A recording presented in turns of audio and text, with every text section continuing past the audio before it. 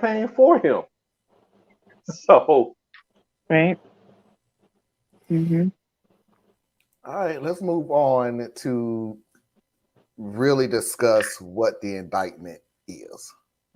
Mm. Every individual charged in the indictment is charged with one count of violating Georgia's Racketeer, Influenced, and Corrupt Organizations Act through participation in a criminal enterprise in Fulton County, Georgia, and elsewhere to accomplish the illegal goal of allowing Donald J. Trump to seize the presidential term of office beginning on January 20th, 21.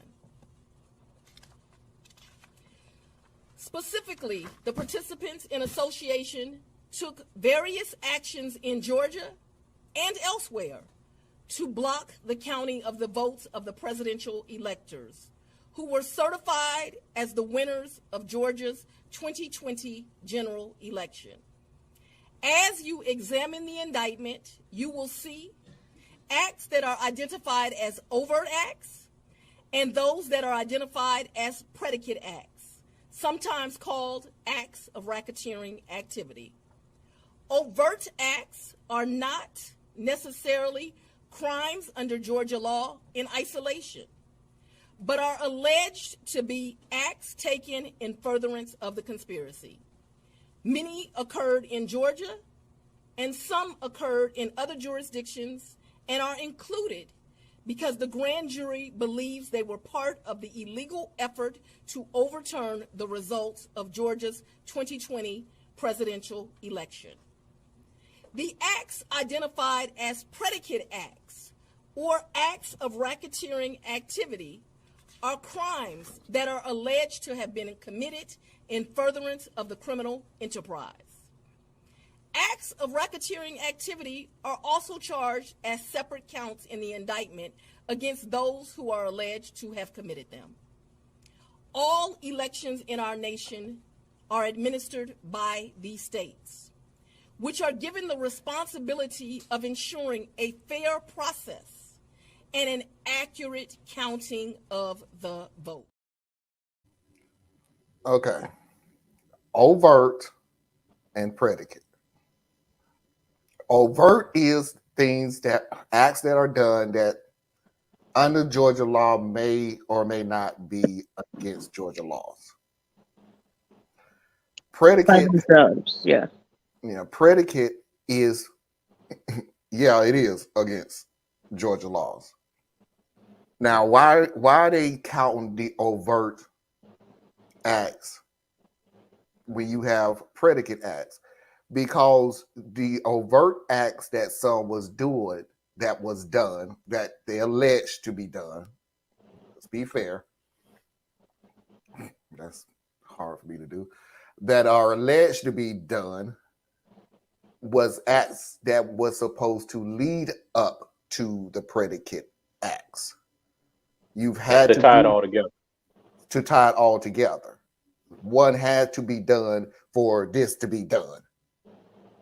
So the one that wasn't against the law, maybe or may or may not have been against the law, but it had to be done so it could lead up to the act that was specifically against the law. And this is how it was explained to me by a guy I trust on YouTube. So it's the same thing as saying the act of buying a gun is not against the law. The act of buying a gun to rob a bank is against the law.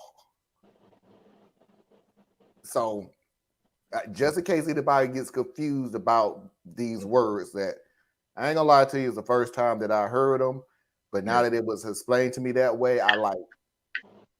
Yeah, we're probably more familiar with the term of in furtherance. So, like the overt acts are in furtherance Mm-hmm. of the predicate acts, Okay. right? So, you did these things in order for these things to be able to happen, right? Like Marlon said, you had to go buy the gun, or you had to go rent the car, or you had to go steal the car, or you had to go, you know. But at the end of the day, what you are trying to do is affect the outcome of the election in an illegal manner, right? So everybody's playing their role, you know. But I'm gonna say one quick thing about the legal system. Now I know I'm out on a limb here, but I just can't be someone who is against the way the legal system works every day. And then because something is happening the way that I like for it to happen, pretend like I'm on their side all of a sudden. I that's hard for me. So Trump did what he did, and he needs to be prosecuted and all that good stuff. And it's cool with me that this is going down because the same people who always want to tell people on my side of the political ideology spectrum to just, trust the system and obey the law. And if you didn't do anything wrong, they wouldn't bother you. And right? Okay. So good for the goose, good for the gander. I'm with you there. But I'm sitting here and I'm like, this is the same prosecutor that used RICO to put a bunch of school teachers in jail and administrators in jail because they were lying and doing things to try not to get in trouble and mess up the school funding. So they were committing criminal acts in Georgia law.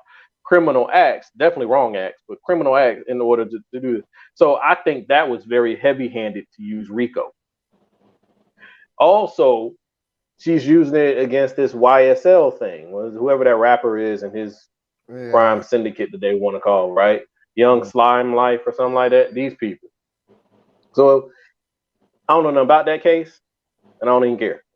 But then also, RICO is used across the country, especially at the federal level, to escalate the charges for bottom offenders. Like, so if you are a member of a gang, you're like a member of Bloods, Crips, or what like that. Right. They use RICO law to come get you because you fly the colors. This guy did it. Okay? He did the crime. This guy over here, you don't hang with him, you don't chill with him, but you fly the colors. You are part of the same organization. And so they tie the drugs, the extortion, the violence, they tie it all to your little narrow behind and put your 18-year-old butt in prison for 15 years. When another person would have gotten 2 years, 5 years, but because they can use RICO to pull all the other crimes together, they hit you with it. So it's like, I can't be a fan of RICO. I'm good with them using it with Trump just because it seems to line up, but I'm not going to be in the cheering section for it. All I want is if the guy committed the crime, then go ahead and prosecute him. But let's just be real with why they're doing RICO and they're not doing it as any other way. I suspect Georgia's having trouble being able to bring the hammer down on Trump. RICO makes it easier to get to Trump because now I can say, Trump, your inner circle. You got the lawyer lady who went and stole stuff in Coffee County, stealing election machines. You got Rudolph over here making up lies about the election workers. You got the lady who used to work for Kanye West going out there harassing the election workers. You got Trump making that phone call. RICO allows you to pull all of these people's individual crimes together and look at Trump and say, but you're the boss. You got to understand something about the RICO Act. The RICO Act was specifically created to fight mob. Period.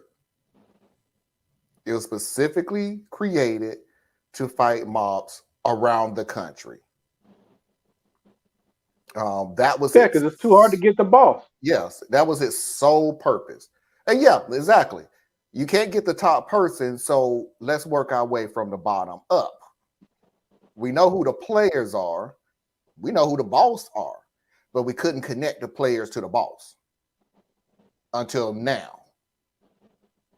So now, in a majority of time, and let's be realistic because I agree with everything that Thiz is saying, and this is my opinion and my opinion only.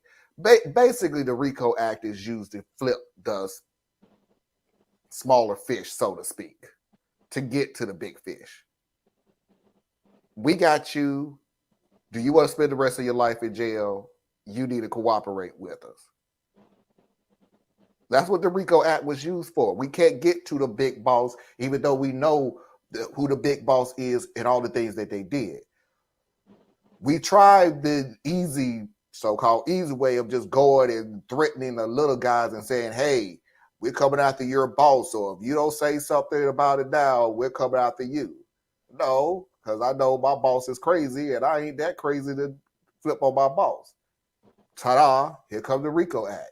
It ain't the fact that I'm going after this or after Tracy individually.